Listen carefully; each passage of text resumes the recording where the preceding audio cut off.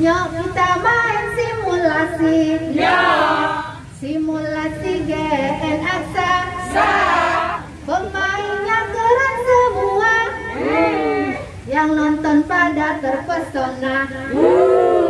Yuk kita main simulasi. Yuk. Simulasi RW 03.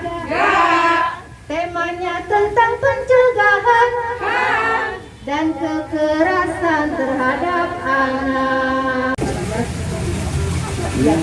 Jawab dulu satu pertanyaan. Sebutkan sila kelima dari Pancasila. Keadilan sosial bagi seluruh rakyat Indonesia. Silakan dan dapat soal 22 nomor 22. Ya. Apakah anak berkebutuhan khusus seperti autis dan keterbelakangan mental dapat diproses ke pengadilan apabila berhadapan dengan hukum?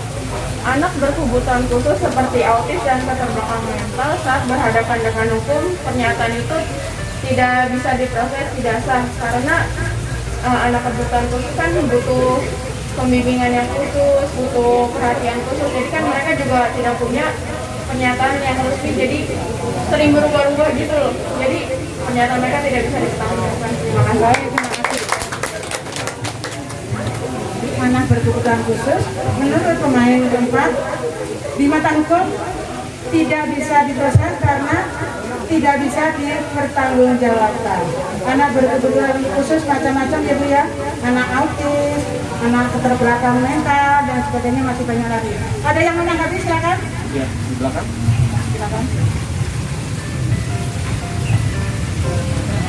Enak dong jadi anak berkebutuhan khusus tanpa tuntutan hukum, bisa berbuat apa aja. Masalahnya itu anak berkebutuhan khusus benar atau tidak?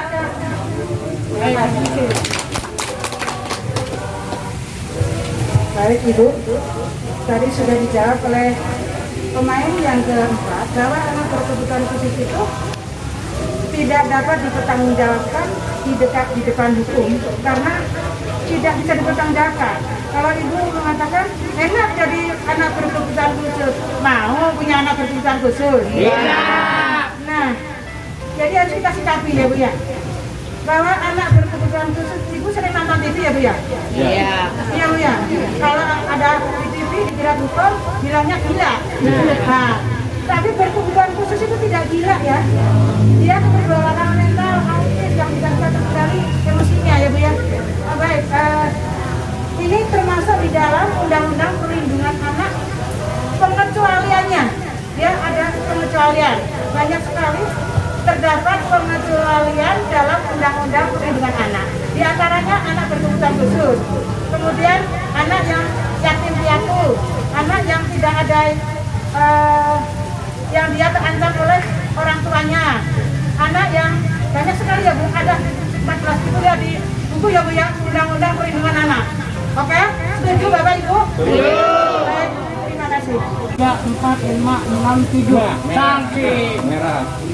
Pemain ketiga dapat nomor 7 sehingga dapat di 17 sanksi.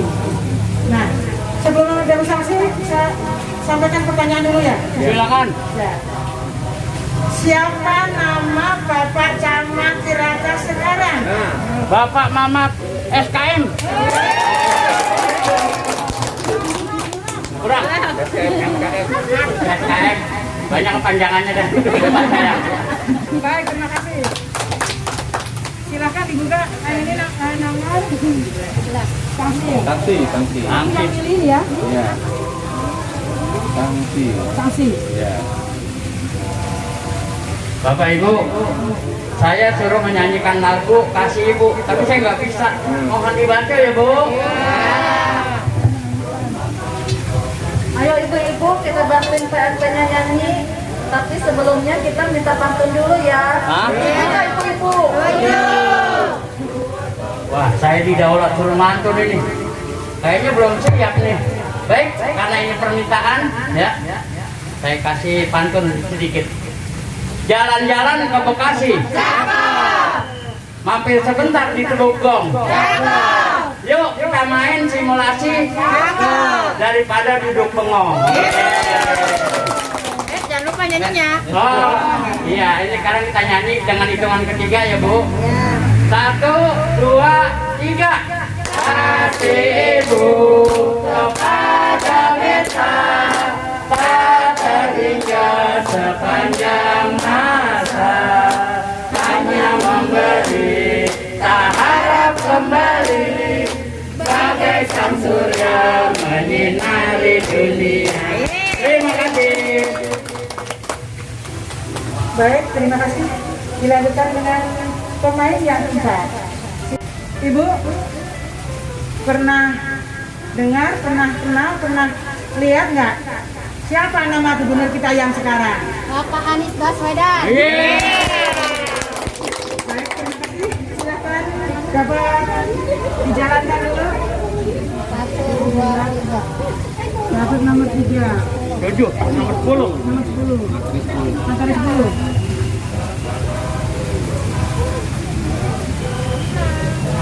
Silakan. Bismillahirrahmanirrahim.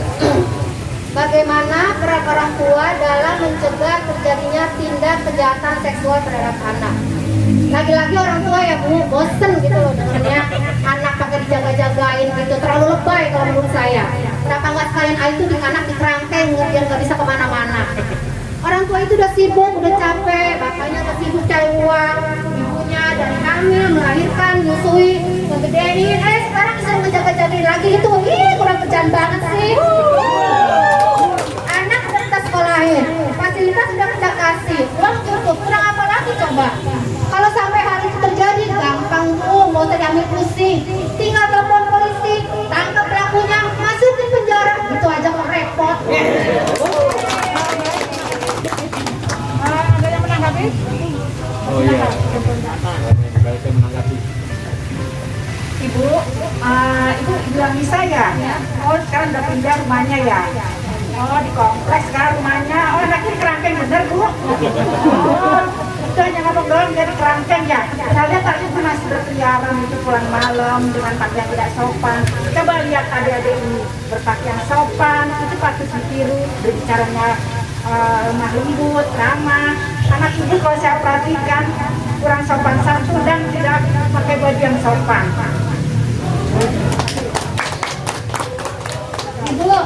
Ibu tuh kepo banget sih sama keluarga saya.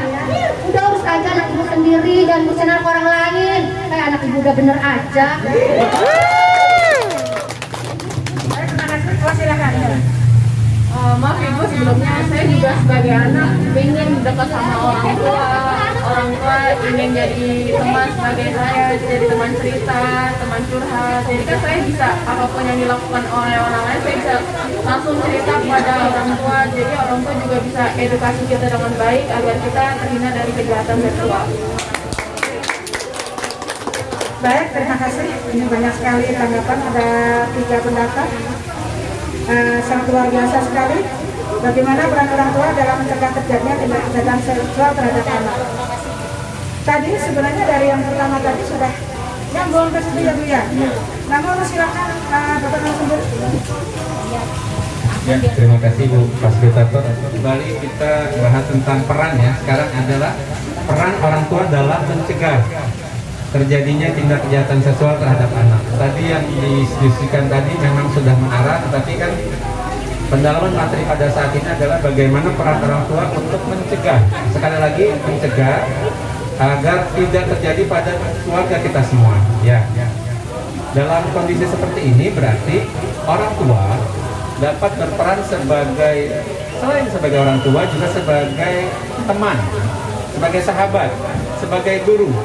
Sehingga saat-saat anak membutuhkan pendapat, anak membutuhkan sharing, orang tua bisa multifungsi ya. Bisa ketika dia akan mengeluh sebagai seorang teman, anggap orang kita sebagai teman. Ketika dia bertanya, anggap sebagai guru. Dan ketika dia inginkan sesuatu kebutuhan, anggap kita sebagai orang tua.